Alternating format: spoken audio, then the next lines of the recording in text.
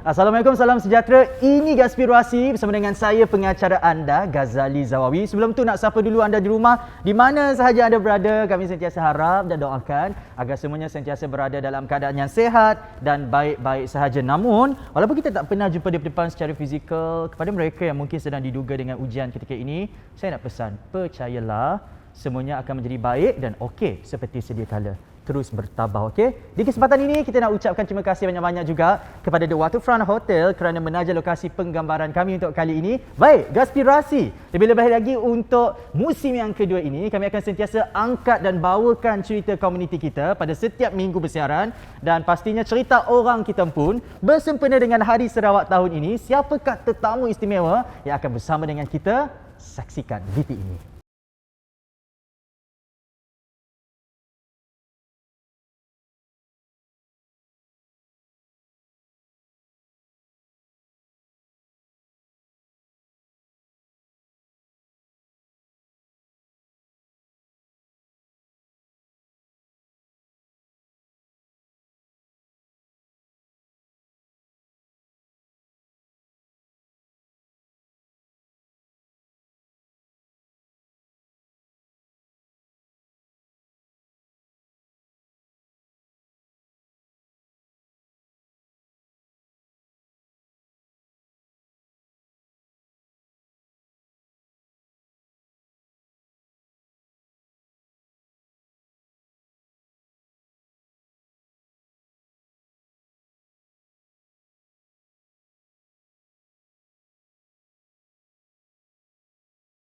Gaspirasi kali ini sangat bertuah kerana bersempena dengan Hari Sarawak. Kita bersama dengan Ketua Menteri Sarawak Yang Amat Berhormat Ketua Menteri Datuk Patinggi Abang Zohari Tun Abang Haji Openg.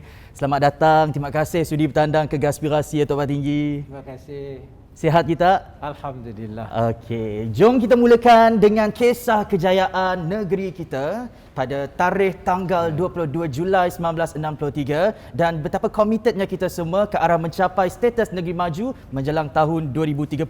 Kerana kalau kita imbau kembali pada 15 September 1963, pada masa itu bayangkan Gubernur terakhir Sarawak iaitu Sir Alexander Waddell meninggalkan astana dan menaiki sampan berwarna putih untuk menyeberangi Sungai Sarawak, kemudian menyerahkan pentadbiran Kerajaan Sarawak. Namun itu sedikit sahaja generasi muda pada hari ini dapat gambarkan pada hari bersejarah tersebut, Datuk Patinggi, sebagai salah seorang individu yang berkesempatan untuk menyaksikan hari bersejarah tersebut. Boleh Datuk Patinggi gambarkan apakah orang kata reaksi ataupun wajah kesyukuran serta gambaran kemeriahan pada waktu tersebut, yang mana pada masa itu bendera Union Jack diturunkan dan bendera Sarawak akhirnya dinaikkan, Datuk Patinggi? Ya, kalau kita imbau kembali sejarah kita, 22 hari bulan Julai adalah hari yang bersejarah di mana kerajaan British koloni menyerahkan kuasanya kepada anak Sarawak.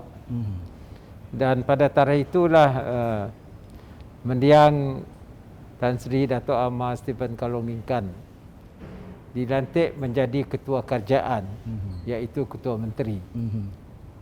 Dan disebabkan keadaan ketika itu, kerana kita ada berhadapan dengan masalah konfrontasi Indonesia dan juga Filipina, tarikh kita merdeka telah dibawa kepada 16 September.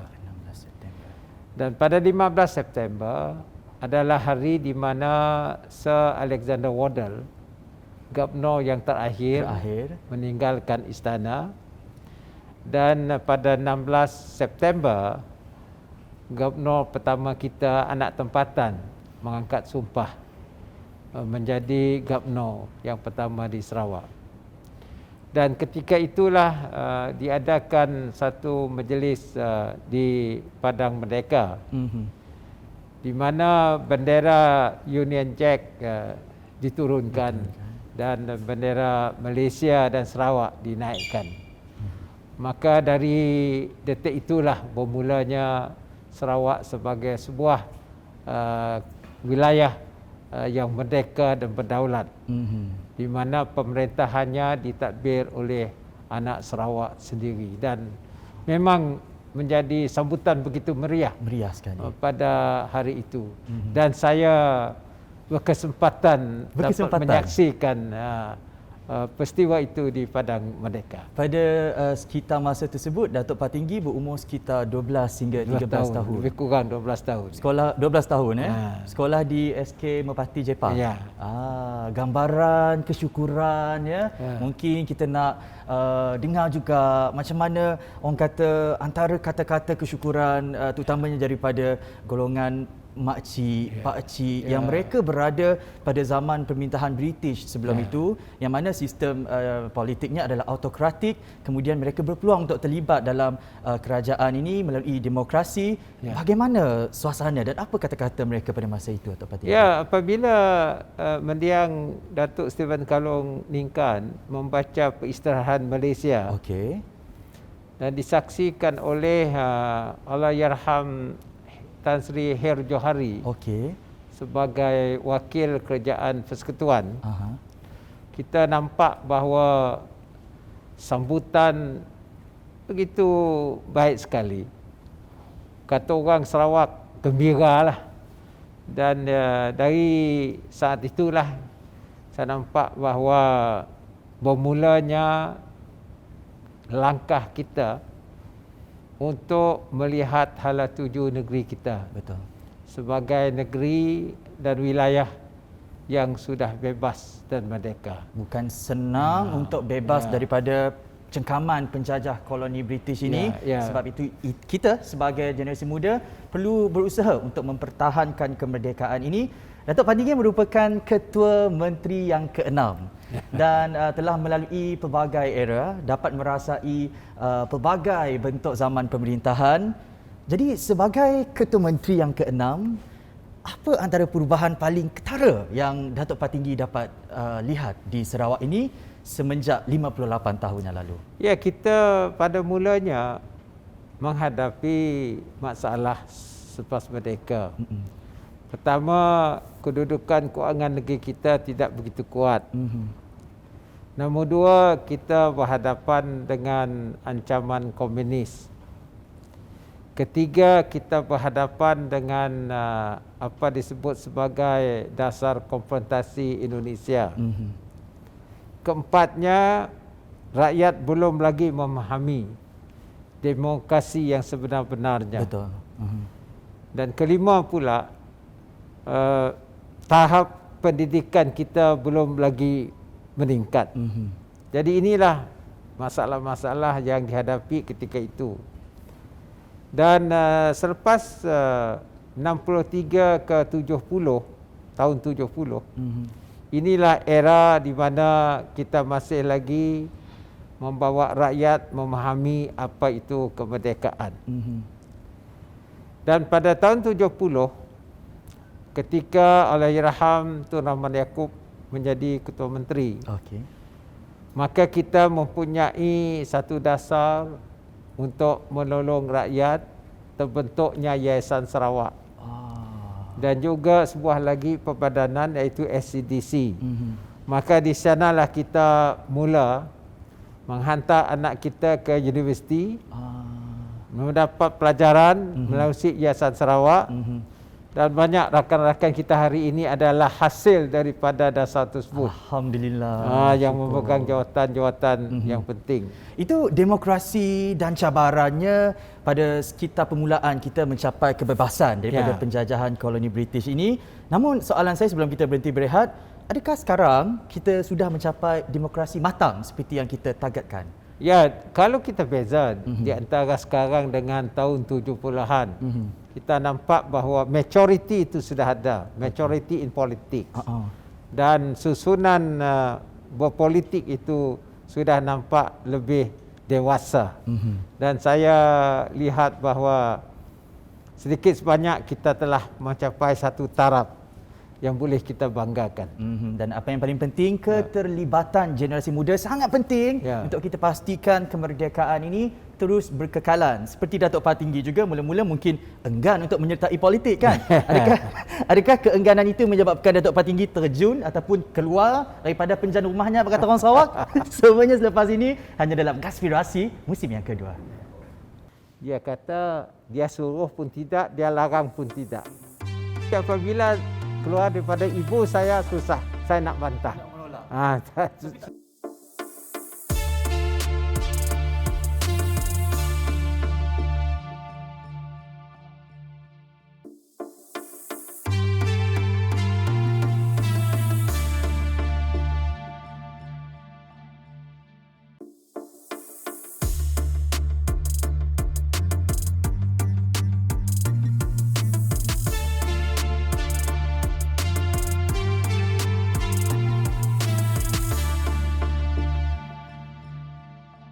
Kembali lagi dalam Gaspirasi. Kalau sebelum situasi pandemik COVID-19 melanda, seperti contoh kalau di Bintulu sebelum ini menjadi tuan rumah kepada sambutan Hari Sarawak, saya perasan sebab pemimpin kita memakai pakaian berwarna putih. Kenapa agaknya? Dan kita tanya sendiri kepada Datuk Patinggi, apa simboliknya pakaian putih yang dipakai oleh pemimpin kita sempena Hari Sarawak ini? Ya, apabila kita merayakan Hari Sarawak 22 Julai, ketika di bawah pimpinan Allahyarham Tok Nan kita, Datuk Petinggi Danan Satem, beliau telah memilih warna putih untuk digunakan oleh para pemimpin kita. Dan sudah tentu lambang putih itu adalah melambangkan kebersihan dan keikhlasan. Maka selepas itu, selepas Tok Nan, kita terus gunakan warna putih. Kerana pemimpin adalah mereka yang ikhlas untuk membangunkan negeri dan juga berkhidmat kepada rakyat untuk masa depan anak jelata kita. Itu dia secara simbolnya. Secara simboliknya, mengapa pakaian warna putih ini disarungkan terutamanya oleh para pemimpin kita sempena sambutan Hari Sarawak. Juga ada satu cerita, kita suka nak sakat Datuk Patinggi kita, yang mana pernah terjun dari penjana rumah. Adakah disebabkan keengganan kita untuk menyertai politik masa itu? Macam ni, Datuk Patinggi? Apa yang berlaku begini.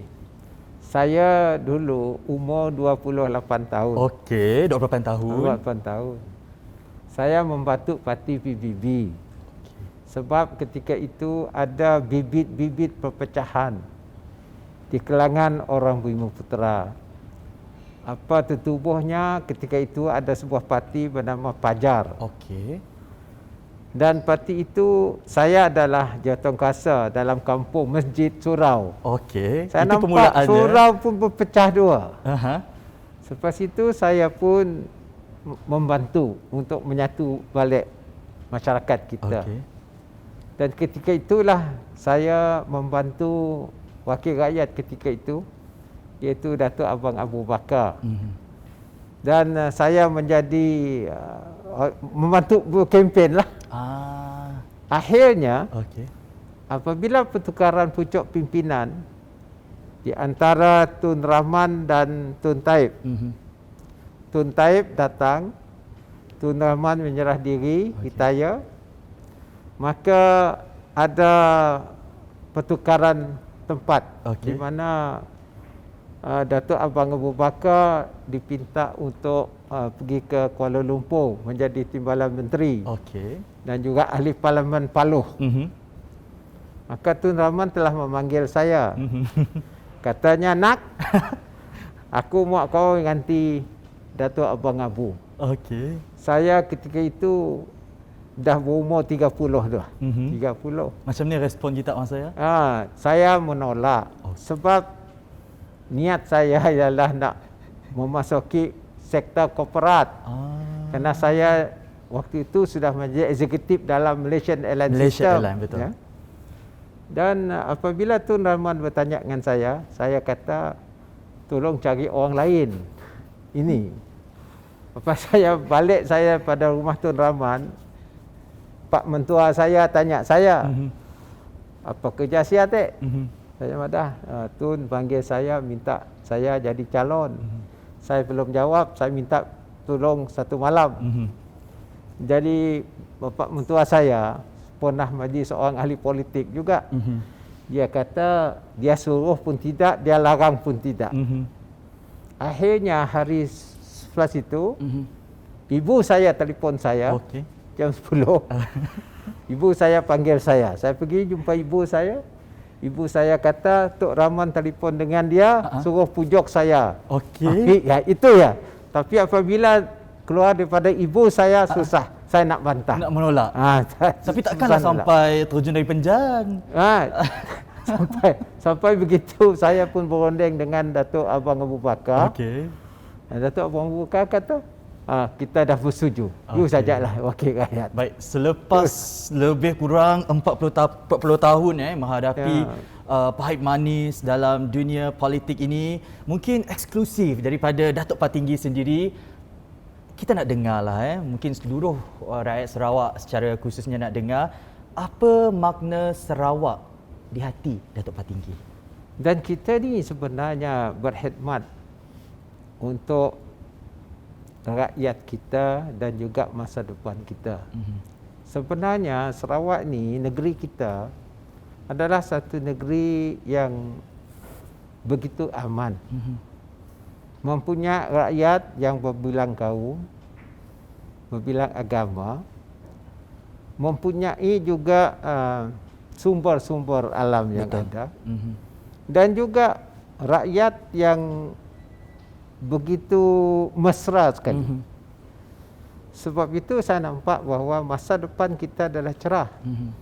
Dengan syarat kita mempunyai ilmu yang terkini dan menambah nilai kepada sumber, termasuklah sosial budaya yang terdapat di negeri Sarawak ini. Sebab itu saya rasa bahawa kalau kita mempunyai pimpinan yang inklusif dan pimpinan yang berpandang jauh dalam cabaran-cabaran yang akan kita hadapi dan juga ekosistem yang sudah berubah, saya yakin bahawa kita boleh melonjak ke satu tahap seperti negara-negara yang lain.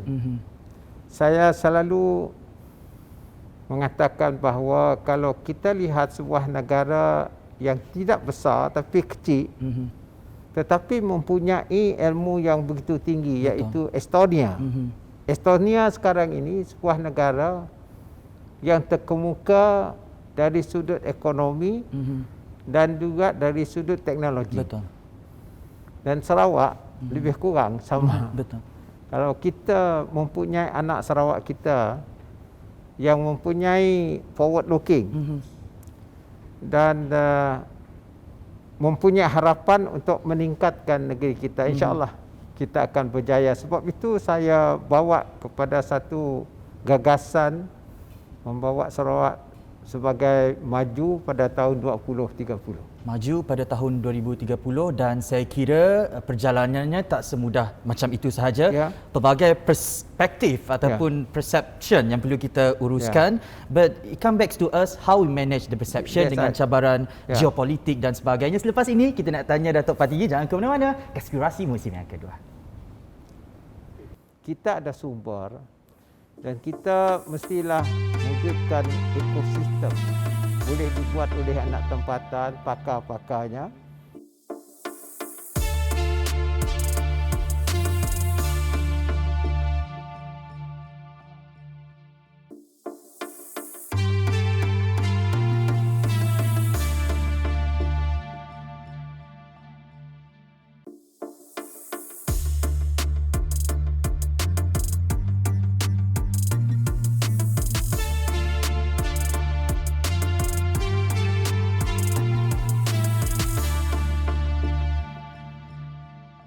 Kasih sayang terlalu indah untuk dikenang, selamanya takkan pernah kabar. Itu adalah lirik lagu kesukaan Datuk Patinggi. Sebelum kita melaburkan tirai aspirasi, lepas ni kita nak pujuk Datuk Patinggi nyanyi sedikit ungkapan lagu tersebut. Tapi sebelum itu berbalik kepada perjuangan kita dalam mencapai status negeri maju menjelang tahun 2030 Datuk Patinggi, pasti ada cabarannya, terutamanya dari segi mentaliti rakyat ataupun perspektif geopolitik itu sendiri, yang mana mungkin ada yang bersalah anggap menganggap bahawa Hari Sarawak ini adalah Sarawak for Sarawakian dan sebagainya. Tapi yang paling penting adalah bagaimana kita menguruskan persepsi itu, dan bagi kepimpinan di bawah Datuk Patinggi pula, macam mana Datuk Patinggi menguruskan persepsi sedemikian? Ya, saya sebenarnya kita telah berbincang dahulu bersama dengan arwah Tok Nan di antara pemimpin tekanan. Kita nampak bahawa kita telah menubuhkan negara Malaysia pada tahun 63 berlandaskan kepada 3 perkara yang penting. Satunya ialah IGC report kita, Intergovernmental Report. Nombor 2 ialah Malaysian Agreement. Okey. Nombor 3-nya kedudukan kita di dalam sebuah negara persekutuan yang dinamakan Malaysia. Betul. Apa yang kita lihat bahawa ada juga kuasa-kuasa yang sepatutnya dipegang oleh negeri kita yang termaktub di dalam perjanjian Malaysia terhakis. Sebab itu kita kata kita mesti balik kepada pangkal jalan. Apa yang telah dipersetujui kita ketika kita menubuhkan Malaysia. Ini yang sebenarnya apa yang berlaku. Umpamanya dari sudut immigration kita mesti pertahankan. Nombor 2-nya peluang pekerjaan juga untuk anak-anak Sarawak. Ini bukan bermakna kita hendak berpisah, tidak. Betul, betul. Kita hendak mewarisi semangat Malaysia itu. Dan ini diperjuangkan oleh Allahyarham Tok Nan dan saya sambung. Sebab itu yang baru-baru ini kita meminta supaya kita lihat balik kepada keistimewaan yang ada pada kita. Termasuklah pembabitan Sarawak dalam industri minyak dan gas. Maka itu telah kita selesaikan. Dan alhamdulillah kita sekarang ini terbabit bersama dengan kerajaan pusat dalam industri minyak dan gas. Dan baru-baru ini kita ada kuasa atas industri ini onshore. Dan kita baru saja memberikan sebuah syarikat. Ini satu daripadanya. Jadi apa yang berlaku sekarang ialah kita ada sumber begini. Betul. Kita kerjasama dalam semangat persekutuan. Dan di samping itu kita mengangkatkan negeri kita dengan keistimewaan yang ada dalam perlembagaan dan juga perjanjian Malaysia. Mungkin kisah mengenai rampasan sumber yang ada di negeri kita oleh penjajah luar sudah berlalu zaman itu. Sekarang sedangkan lidah lagi tergigit, saya kira adik-beradik di dalam satu Malaysia itu sendiri, yang mungkin orang kata ini satu tekanan baru yang mungkin diterima oleh Datuk Patinggi. Namun bagaimana Datuk Patinggi sentiasa berusaha untuk mencari kesepakatan agar ianya sentiasa terlaksana dengan baik dan hak rakyat Sarawak tetap dijaga? Ya, sebab itulah dalam keadaan geopolitik kita ni, kita bukan hanya melihat daripada sudut negara kita. Betul. Kita melihat dari sudut kerjasama rantau, serantau ini, di mana letaknya kita. Nombor 2-nya, kita juga hendak menguatkan negara Malaysia. Saya pernah berkata bahawa kalau Sarawak happy, Malaysia happy. Kalau anak seorang tak happy, Malaysia pun tak happy. Jadi apa yang kita hendakkan ialah ada kerangkuman dan juga semangat setia kawan di dalam negara kita. Dan bagi kita, keistimewaan ada, kita optimize lah keistimewaan ini. Dan anak kita boleh menjadi global player. Betul. Tapi kalau kita inward looking pun susah juga. Betul. But what you do, you strengthen yourself, but then you work globally. Your mind is global. Have to go globally. We go beyond dan bercakap mengenai sejauh mana kita boleh pergi menurut laporan daripada World Economic Forum WEF yang bertajuk Future of Report 2020. Nanti dengan kecanggihan teknologi dan sebagainya akan mewujudkan banyak pekerjaan baru ataupun new occupations. Jadi Datuk Patinggi, dari segi human capitalnya, adakah Sarawak bersedia untuk situasi tersebut, Datuk Patinggi? Sebab kita mesti ada lonjakan pendekatan yang baru, pendidikan kita yang baru, yang menekan kepada penggunaan teknologi. Sebab itu saya lancarkan apabila jadi Ketua Menteri, ekonomi digital. Dan ekonomi digital ini apa disebut sebagai you cross border. Dan apabila ini berlaku, bermakna dia tidak ada lagi satu hambatan dalam kita hendak move forward. Betul. Tidak ada. Umpamanya sekarang ini kita nak menubuhkan apa sebut sebagai Research Center for Infectious Disease. Sekarang kita COVID-19. Kita tak tahu lagi apa yang ada lagi penyakit berjangkit yang akan. Jadi kita ada sumber dan kita mestilah wujudkan ekosistem di mana research itu boleh dibuat oleh anak tempatan, pakar-pakarnya, dan mungkin besok kita boleh membuat satu benteng bagi menghadapi penyakit-penyakit begini. Ini baru satu. Dan keduanya adalah kita hendaklah merangkumi pendekatan kita untuk menjadi pemain dalam ekonomi global. Sebab itu saya unjurkanlah teknologi yang agak canggih, smart city, smart medical care, semua ini menjadi satu usaha kita untuk masa depan. Dan saya percaya bahawa kalau itu berlaku, you create new job. And high paying job. Dan ini akan memberikan kesempatan dan ruang kepada anak muda. Baik, dan bercakap mengenai COVID-19 ini, seperti yang Datuk Panji katakan tadi, ianya membuktikan bahawa ramalan kita tidak ada 100% yang tepat. Apa-apa sahaja boleh berlaku pada masa akan datang. Sebelum kita berhenti berehat, nak tanya juga mengenai food security ataupun jaminan bekalan makanan yang mencukupi. Sebab kalau kita lihat negara Thailand sudah berada pada tahap tersebut. Bagaimana dengan Sarawak, Datuk Patinggi, melalui pertanian moden? Saya akan lancarkan, insya-Allah tak lama lagi, dasar sustainability dan juga dasar green teknologi. Dan ini termasuklah dasar pertanian kita yang menggunakan teknologi sebagai sumber untuk kita mendapat hasil makanan. Kita tidak boleh menggunakan conventional farming anymore. Kita gunakan cara baru, IoT dan seterusnya, bagi kita menambah hasil makanan, dan kita boleh berkongsi hasil ini kepada rakan-rakan kita serantau. Because food security memanglah important, kerana kalau kita baca buku unjuran pada 2050 jumlah penduduk akan lebih 10 bilion di dunia ini. Dan 2030 juga lebih kurang 60% penduduk dunia adalah di kawasan Asia. Maknanya China, India, North East Asia dan kita ini. Jadi bermakna there must be food security dan kualiti makanan pula. Mestilah mempunyai kualiti yang tinggi. Dan dalam 2.9 juta rakyat Sarawak berusaha dan komited ke arah mencapai status negeri maju menjelang tahun 2030. Kita nak tanya Datuk Patinggi, dari skala 1 sampai 10, di manakah kita sekarang? Tapi selepas ini jangan ke mana-mana, Gaspirasi.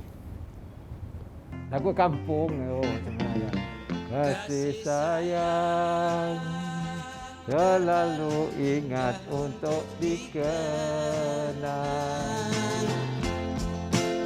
Selamanya takkan pernah kau buat.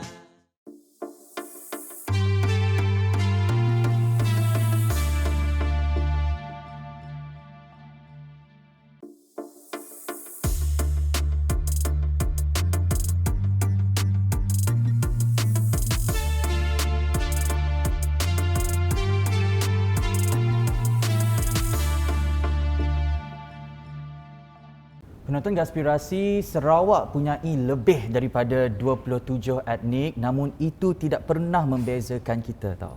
Setiap perayaan kita sentiasa sambut dalam perasaan saling kebersamaan dan status Bumi Putra itu sentiasa kita terima bersama.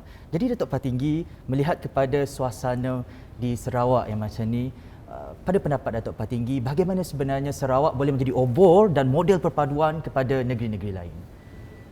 Ya, ketika saya menjawat Kementerian Pelancongan, saya telah ditemui oleh Chandra Muzaffar, dan Profesor Chandra Muzaffar ini adalah seorang tokoh yang pakar dalam perhubungan kemanusiaan.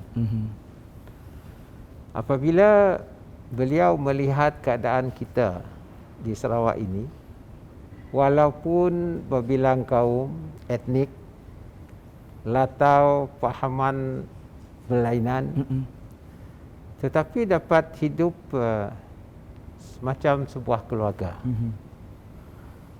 Oleh sebab itu dia kata, kita bagi pihak dia sebagai sebuah NGO, dia nak declare Kuching sebagai City of Unity. Betul.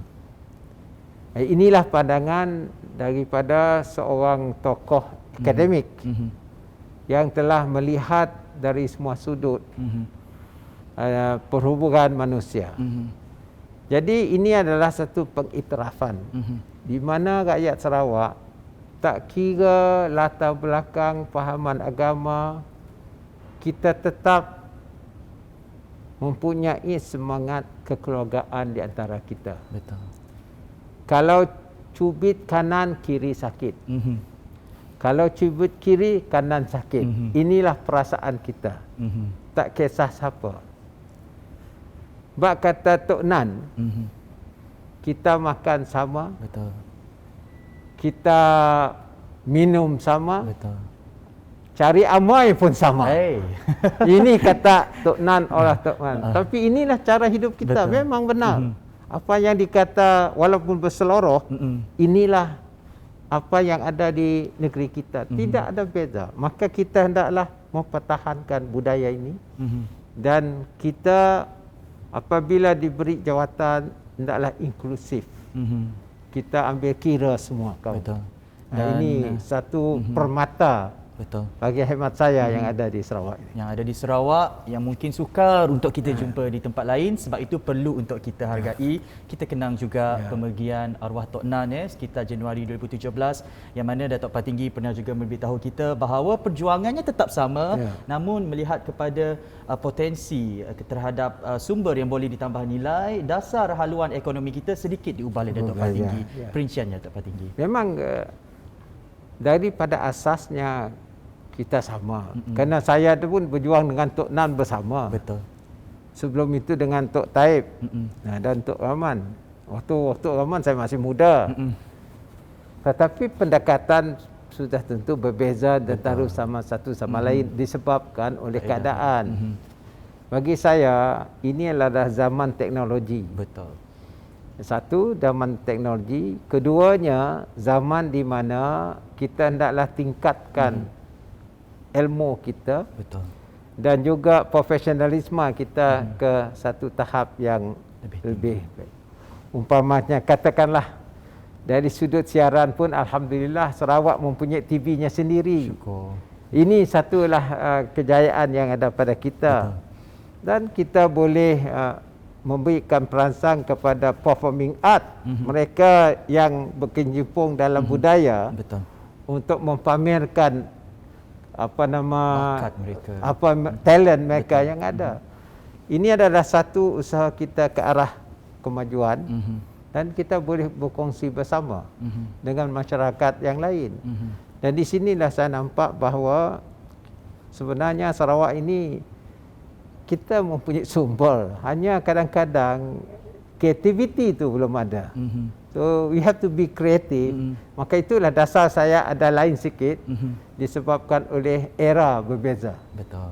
zaman berbeza. Betul. Dan kalau kita lihat pencapaian demi pencapaian telah kita kecapi melalui Ordinan Pelombongan Minyak Sarawak OMO misalnya, kita telah berjaya menguasai minyak dan gas di kawasan pesisir Sarawak daripada konvensional kepada digital ekonomi, juga peningkatan kemudahan menaik taraf pengangkutan di kawasan pedalaman dan sebagainya. Segala ini telah pun dilakukan oleh kepimpinan kita di bawah pimpinan Datuk Partinggi Abang Zohari Tun Abang Haji Openg. Namun dalam banyak-banyak bantuan turun padang yang dilakukan ini, Datuk Partinggi, mungkin mereka nak tahu juga antara satu sisi yang mana mungkin luahan kesyukuran daripada mereka rakyat Sarawak yang menerima bantuan ini, yang mungkin sehingga ke hari ini Datuk Partinggi tak pernah lupakan ungkapan kata-kata syukur dan terima kasih kepada kerajaan Sarawak. Ya, umpamanya apabila kita menghadapi cabaran hari ini yang agak mencabar, COVID-19,